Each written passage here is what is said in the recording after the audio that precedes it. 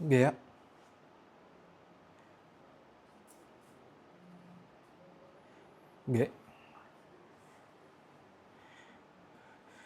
Ge, maaf, gue harus mulai dari sini. Gue takut, gue takut lo masih ingat momen itu.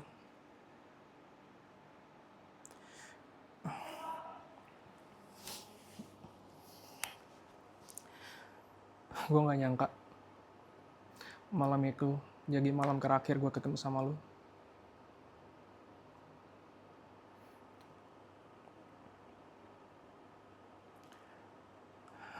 Setelah Tara dan Kikan datang, gue baru berani.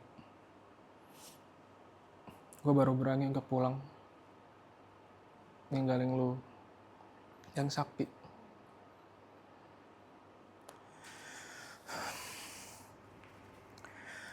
Rencana gue tuh, gue pulang, ganti baju, balik lagi ke rumah duka. Tapi waktu gue sampai di rumah, gue liat pemandangan yang gak asing lagi bagi gue.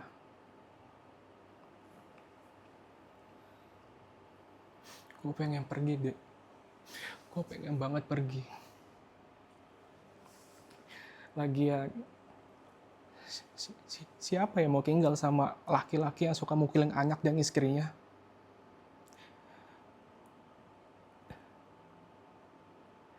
Tapi gue gak bisa. Gue gak bisa ninggalin nyokapnya gue.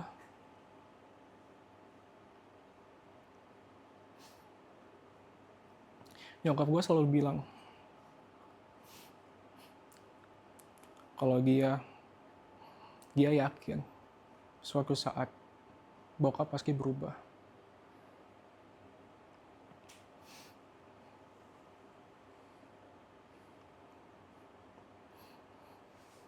Demi nyokap, gue memilih untuk bertahan.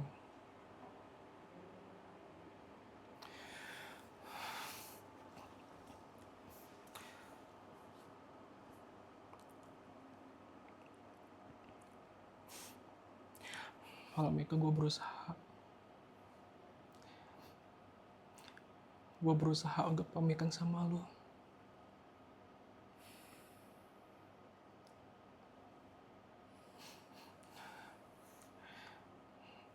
Gue berusaha pamitan sama lu, tapi gue telat. Gue terlambat.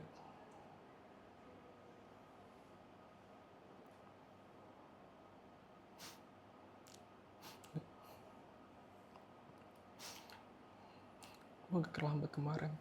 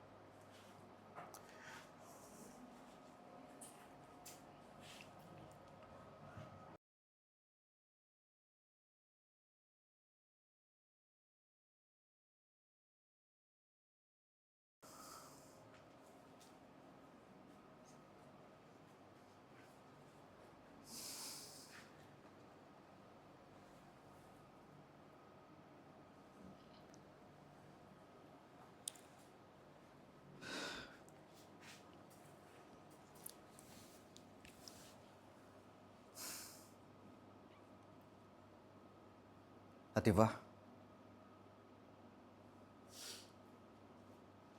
kok chat aku nggak kamu balas?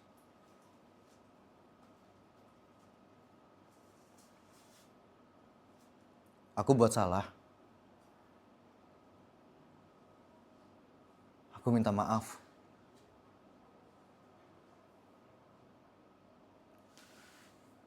Tadi sempat ngobrol sama Sidik mengenai rumor di yayasan. Aku minta maaf ya. Sudah bawa kamu di posisi sulit.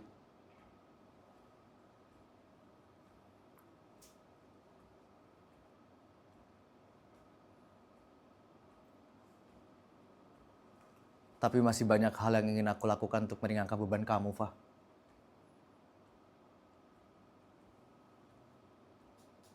Sekarang aja aku masih kepikiran Gandhi kenapa-kenapa apa enggak. Kamu baik-baik aja apa enggak?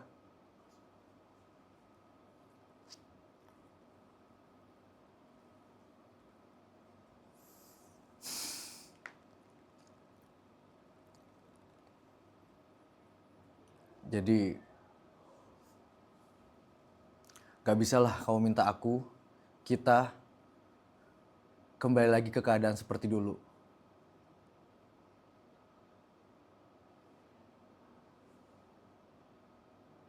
Biarkan pikiran orang, Fah.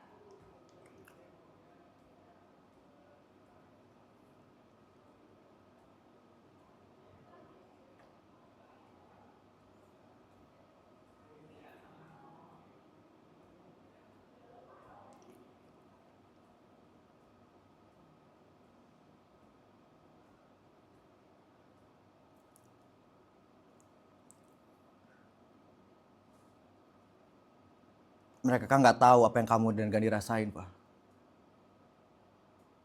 Mereka nggak tahu.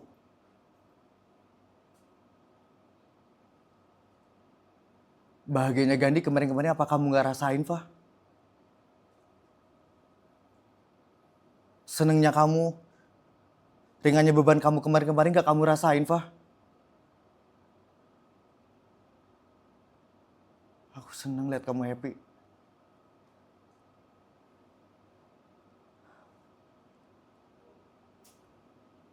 Ngelihat kamu happy, aku seneng.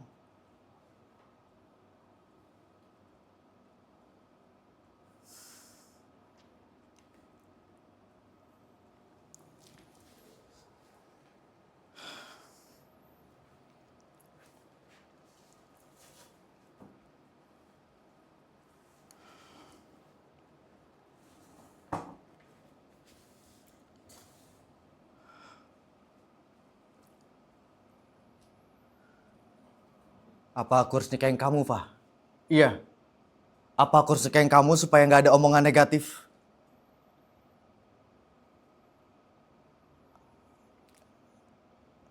Aku minta maaf, Fah.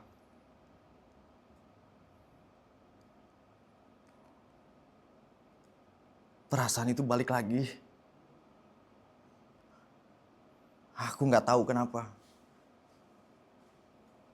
Aku sayang sama kamu.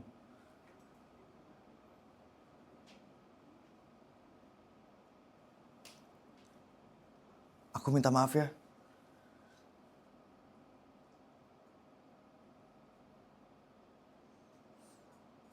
Aku minta maaf karena udah ngomong gini sama kamu.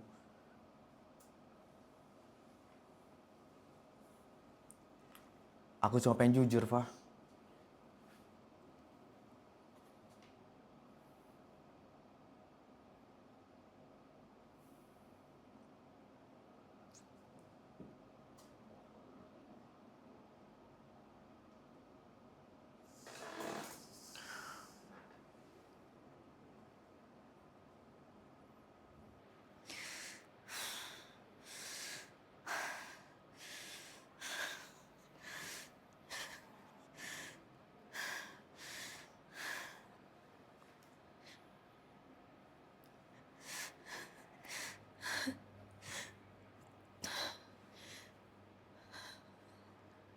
Aku kira selama ini aku udah bahagia, Bude. Gak ada yang kurang gitu di keluarga kami.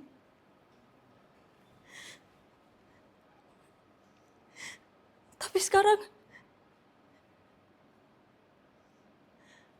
aku harus percaya apa?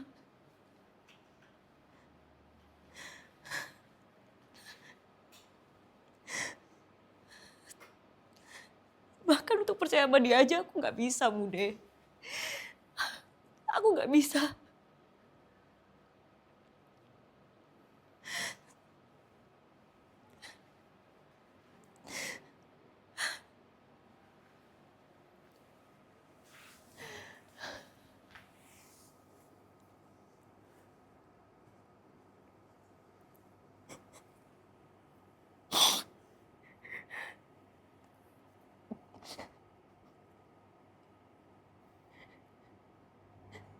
Dari kemarin aku mikir,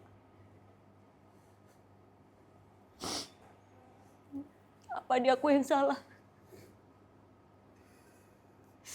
Apa iya aku yang gak bisa menuhin semua kebutuhannya Arman? Apa iya mungkin aku yang gak bisa ngimbangin Arman? Apa sih yang ada di Latifah tapi gak ada di aku, Bude? Aku gak bisa kalau harus kehilangan Arman. Aku gak siap.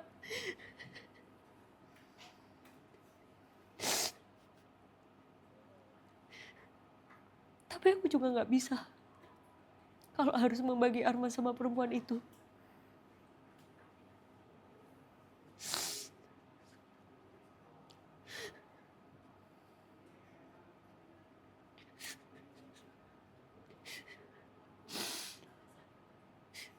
Sepanjang hidupku,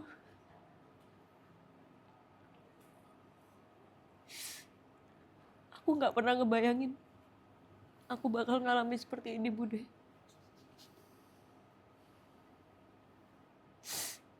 Aku harus gimana, Bude?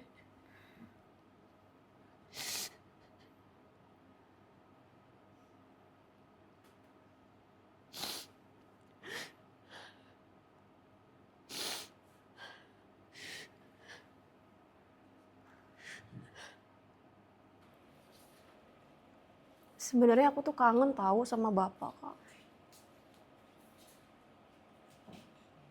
Soalnya setiap kali Ais main piano tuh kayak berasa gitu. Kayak ada bapak deket Ais.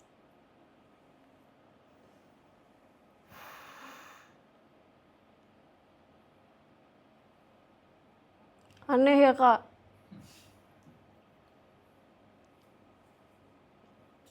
Eh,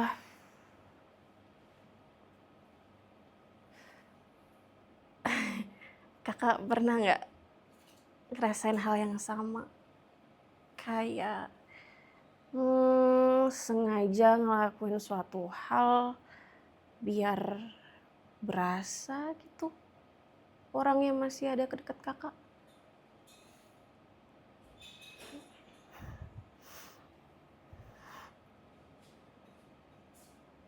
Ya, tapi menurut Ais, kayaknya Bapak nggak bakal balik lagi sih, Kak.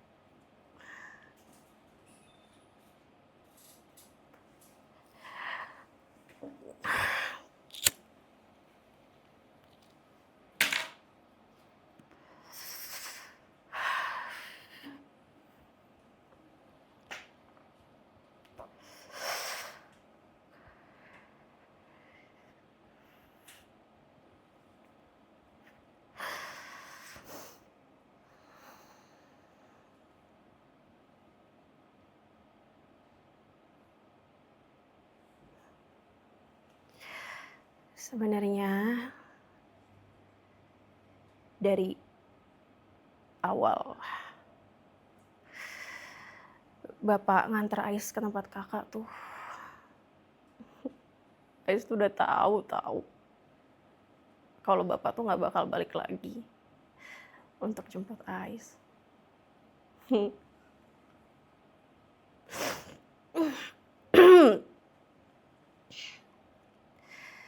Soalnya Ais tuh pernah dengar bapak sama ibu berantem soal hal ini.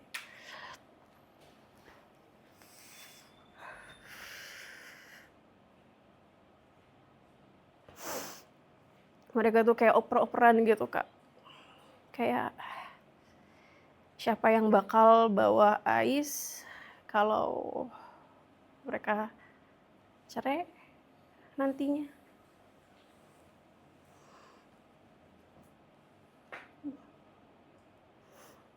Ya terus aku jadi bingung dong, Kak.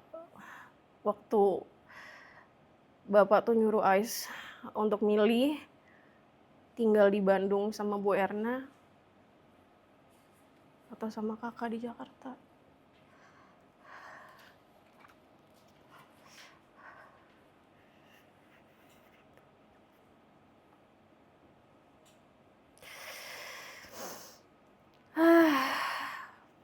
Tapi kalau Ais sendiri tuh kayak kasihan gitu, Kak, sama Bu Erna. Hidupnya kan susah ya di sini. Ternyata kakak juga hidupnya susah di Jakarta. Udah ada 4 orang anak, harus dijagain, tanggung jawabnya banyak.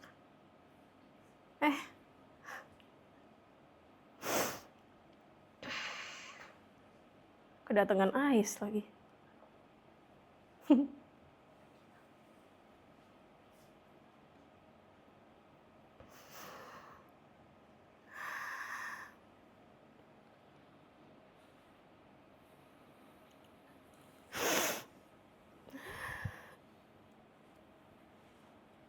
Maafin Ais ya, Kak.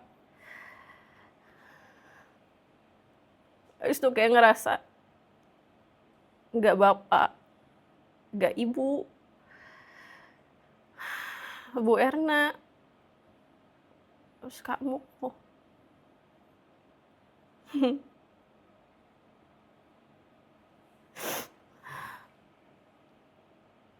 Kayak dimanapun Ais berada, Ais tuh selalu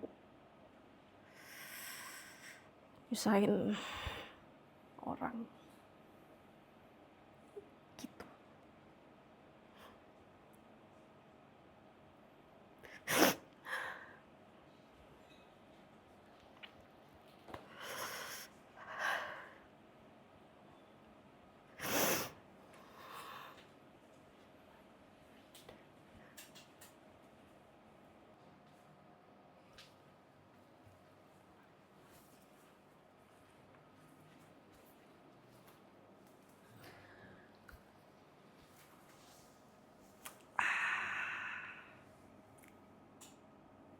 Saya di sini sebagai asisten manajer, Pak.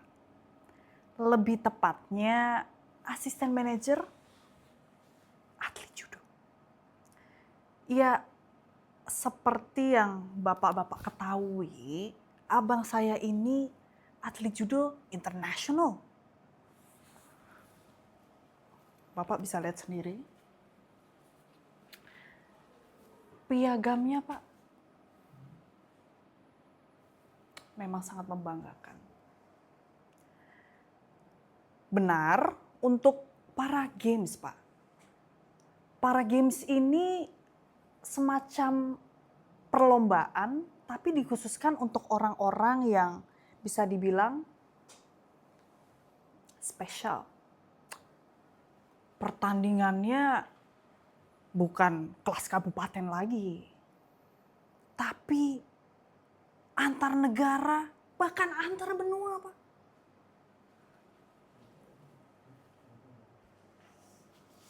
Seperti benua Asia, Eropa, Afrika, Asia, Kroasia, Antartika, bahkan Alaska. Tapi Pak,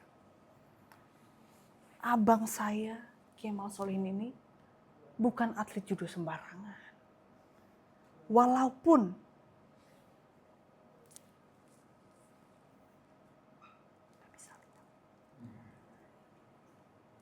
abang saya ini, kalau ada orang jahat di sekitar dia bisa tahu.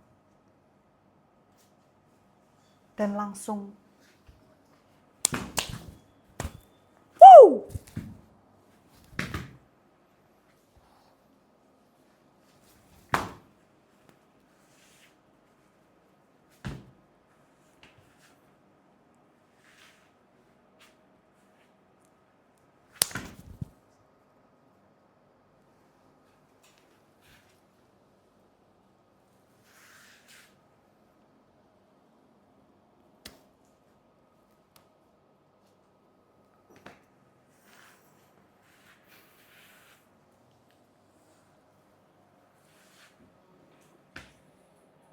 Tapi Pak, yang paling membanggakan dari abang saya ini, Kemal Solihin, hatinya begitu terbuka Pak. Mampu menerima saya yang kotor ini, yang hanya seorang narapidana.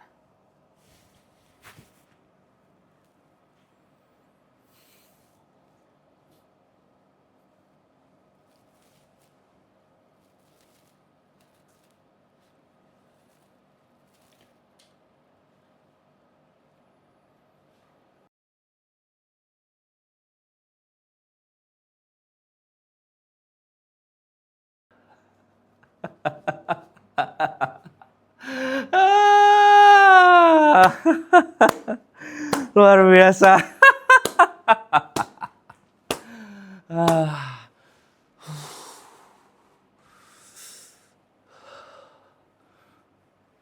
Menarik sekali kehidupan saya.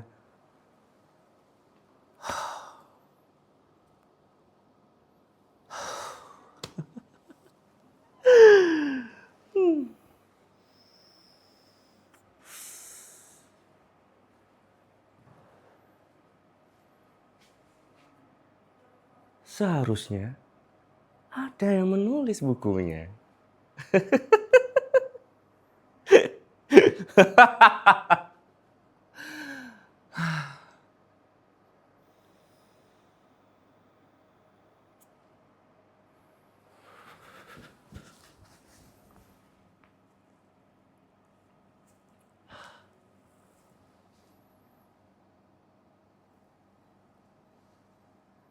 Aku ingat kau.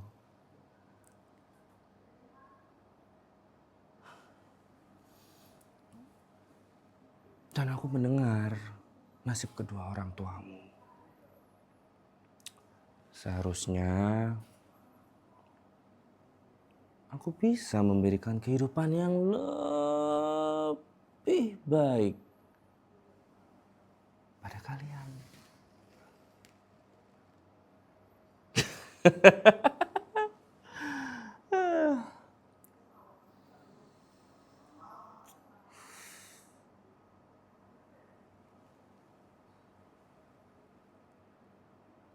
Siksa dua malaikat kubur bernama Munkar dan Nakir yang tampak rupawan bagi orang yang taat beragama dan sangat menakutkan bagi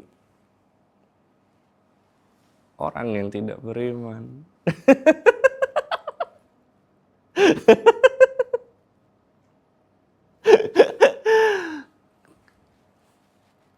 Kamu tahu, kalau toh manusia itu sudah mati, apa hal yang paling mengerikan?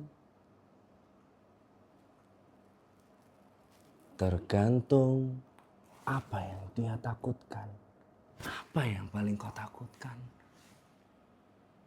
Aku yakin yang paling kau takutkan jika apa yang mereka katakan tentang siksa kubur itu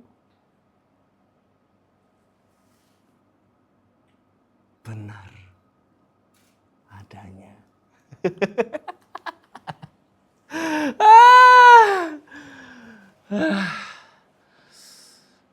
Yang paling mengerikan bagiku adalah kebingungan yang tak berkesudahan. Aku telah merasakannya. Aku sudah mendapatkan siksa kubur. Dan yang bisa aku lakukan untuk kalian adalah mencapai tujuan hidup kalian. Hidup adalah kesia-siaan. Hidup adalah lelucon. Dan siapapun bagi orang yang mencari artinya adalah orang-orang yang dungu. Dan sisanya adalah pecundang. Dengarkan aku. Kalian dengar aku. Dengarkan.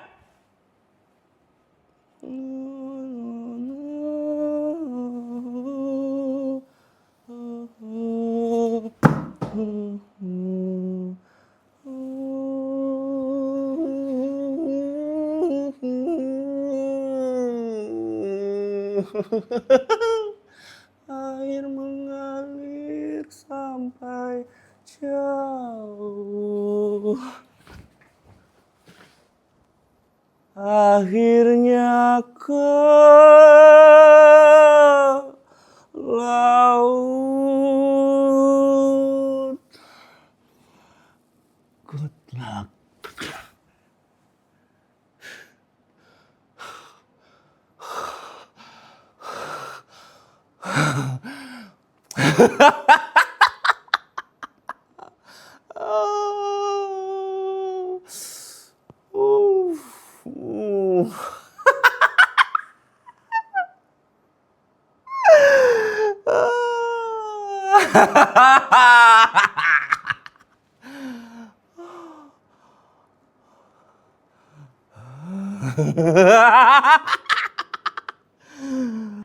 Terus kenapa sih? Itu kenapa? Enggak. Kamu sadar gak sih? Apa? Kamu sadar Apa? gak? Apa lagi? Yang kamu lakuin ini sadar ya kamu? Apa? Aku salah apa? Kalau murah tau gak?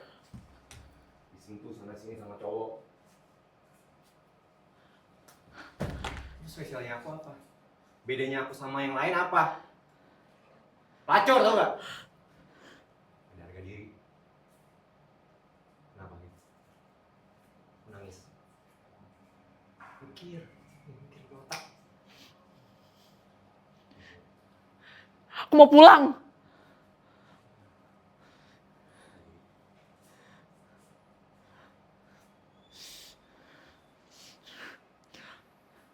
Mau cari tiket sendiri di bandara.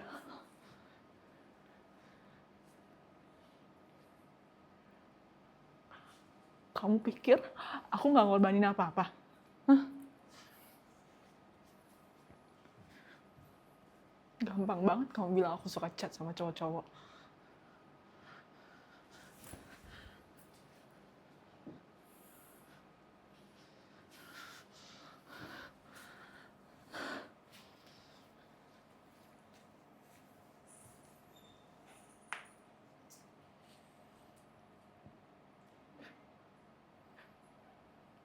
Kamu pikir aku nggak ninggalin apa-apa dari Jakarta? Cuma buat kamu aku keluar dari kerja. Cuma buat kamu aku stay lama di sini. Kalau aja kamu tahu betapa ribetnya keluarga aku setiap aku ke Jogja. Mereka tuh nanya-nanya terus.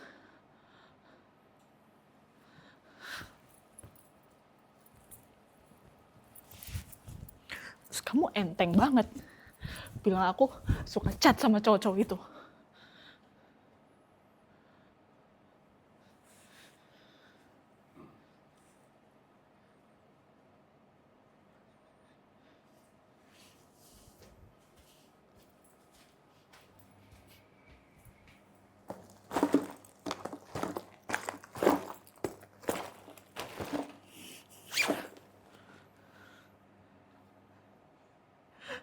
Kamu pikir aku brengsek? Pikiran kamu tuh yang negatif terus. Ya udahlah, kalau emang pemikiran kita udah beda.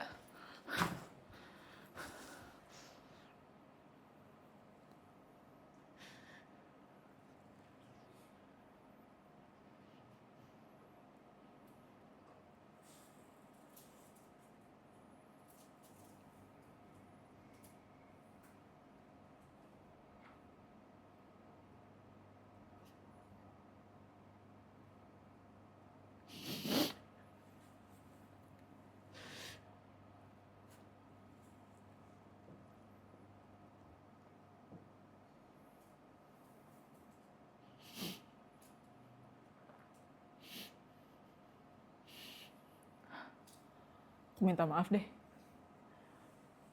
Aku datang dan pergi kayak gini. Ribetin kamu. Kamu sendiri yang bilang kan? Gak ada yang nyuruh aku buat stay di sini. Kamu sendiri yang bilang kan?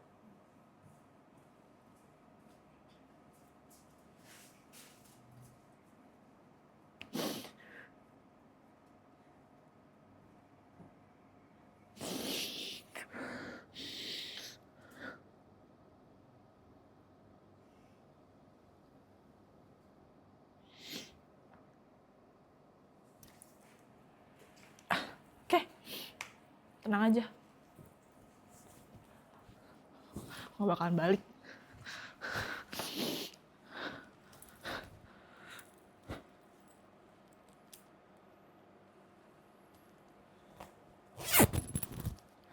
Tenang, kamu sendiri di sini, gak ada aku.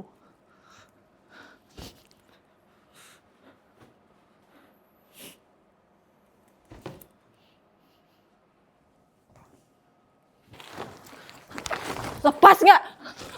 Udah, kamu apa lagi sih? Kamu apa lagi? Kamu apa lagi? Kamu apa lagi? Kamu apa lagi? Udah, lepas. Lepas.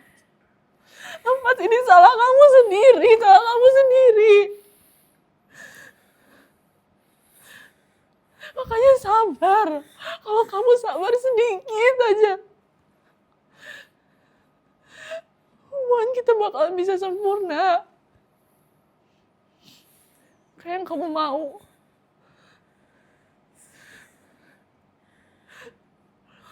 Lepas. Lepas. Lepas. Lepasin aku. Udah cukup. Lepasin aku. Udah cukup. Cukup. Cukup. Salah kamu sendiri. Salah kamu sendiri.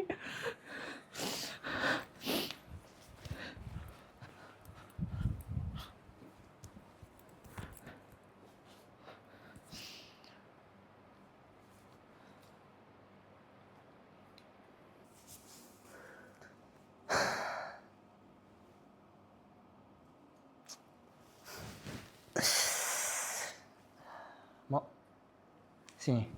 Gue mau ngomong. Chill. Ya, gue tahu. Gue dulu ngebully lu parah banget. Gue jatuh-jatuhin lu depan temen gue. Gue ngumbar-ngumbar aib lu segala macem. Gue akuin. Gue salah. Tapi ya, itu kan masa lalu ya, Mo. Maksud gue gini. Enggak, maksud gue gini. Kayak gue sebenarnya malu sama lu, Mo. Yes, gue malu sama lu. Karena lu orang satu-satunya yang tahu hal yang pengen gue sembunyiin. Nyokap. Cuma lu satu-satunya orang yang mau temenan main ke rumah sama anak orang gila kayak gue. Yes, cuma lu, Mo. Dan gue sebenarnya emang punya feeling buruk sih, Mo. Maksud gue gini. Oke, gue dulu sering ngebully lu.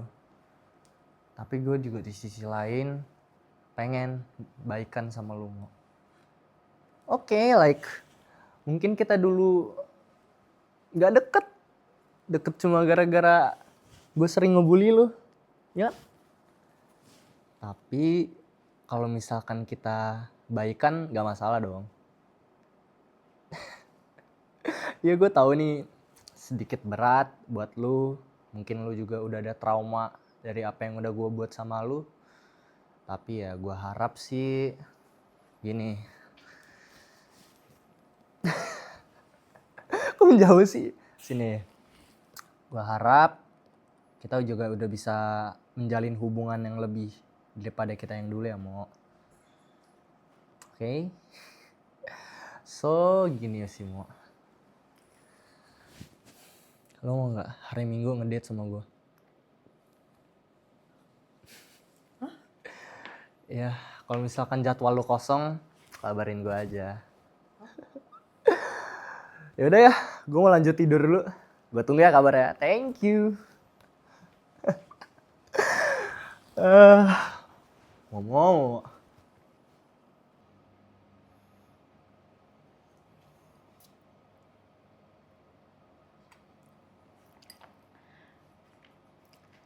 Tahu nggak? Dari waktu malam handphone aku dirusak sama jam itu, jujur sih, aku ngerasa jauh lebih tenang. Gak ada yang nanyain, gak ada yang nyariin. Aku tuh baru sadar kalau selama ini aku udah kebiasaan sembunyi. Ketutup sama keberadaan kalian. Mas Angkasa, si pelindung. Awan yang selalu dapat perhatian dari semua.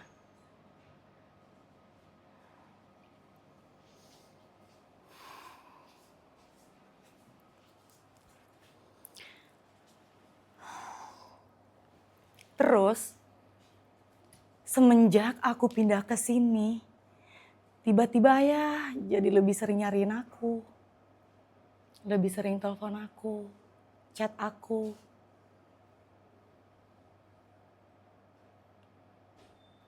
Dan kalian tahu nggak, aku tuh nggak nyaman digituin.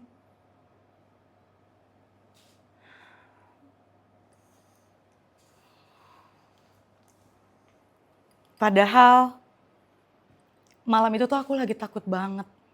Aku lagi panik banget. Aku nggak tahu mau ngapain.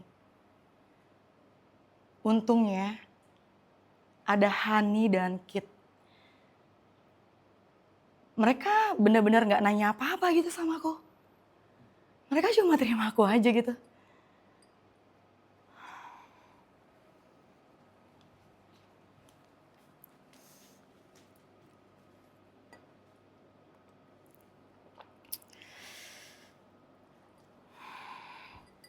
Sebenarnya Hani hidupnya berat banget.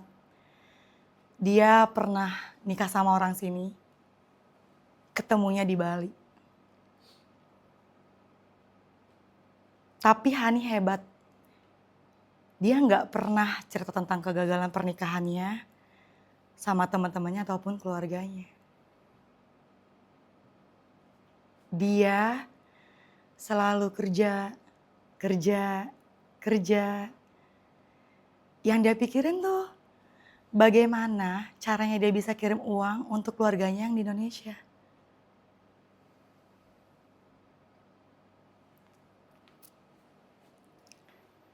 Kit juga. Kit gak pernah tahu siapa orang tuanya. Yang dia tahu tuh cuma kalau ayahnya itu Jerman dan ibunya Thailand.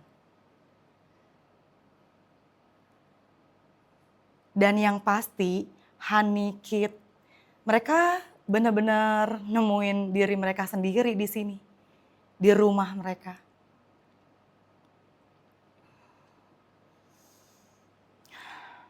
Aku juga. Aku gak mau pulang karena aku udah ngerasa pulang. Di rumah yang aku mau.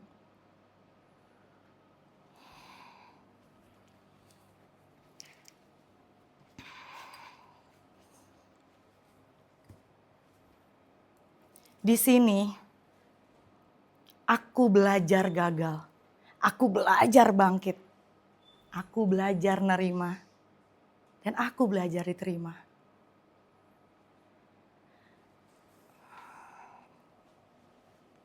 Aku ngerasa aku udah nemu diriku sendiri di sini. Di rumah yang aku mau.